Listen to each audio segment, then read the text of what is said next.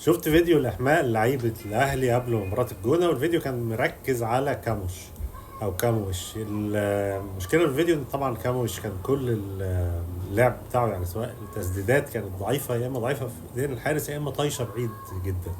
الفيديو يوضح إن اللعيب ده ملوش دعوة بالكورة أساسا.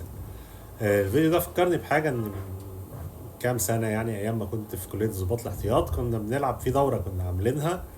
وفي الوقت ده كنت انا واقف حارس للسريه بتاعتنا، يعني كنت بلعب كوره، وكنت احيانا بقف جون. يعني في الفيديو في المره دي كنت واقف جون.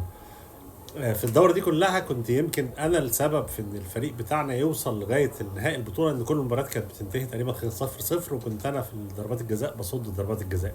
غير ان في المباريات كنت ببقى افضل لعيب في الفرقه، ففعليا كنت انا اللي موصلهم للنهائي.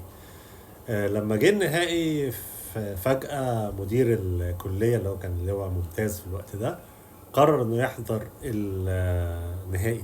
فلما حضر طبعا جه كل الضباط واتعمل مدرجات، فبقى كل الطلبة موجودين فجأة في الإحماء فعلا بتاع قبل المباراة دي. كان حوالي، شوف كام ألف عين بيبصوا عليا في الوقت ده. كنت يعني كل اللي محتاجه بس أمسك الكورة عشان أحس بإحساس الكورة، يعني كنت متعود على كده. في الوقت ده كان الصف ضابط بتاعنا كان بيحاول يمرني بقى، عامل نفسه ينكن.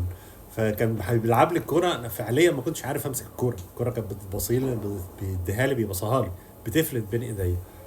ده طبعا فكرني يعني طبعا باللي حصل لكاموش، ان مشكله كاموش دلوقتي ان هو الضغط الجماهيري، وهو واضح انه مش قادر على ضغط الجمهور. نتمنى له التوفيق وانه يعدي المرحله دي.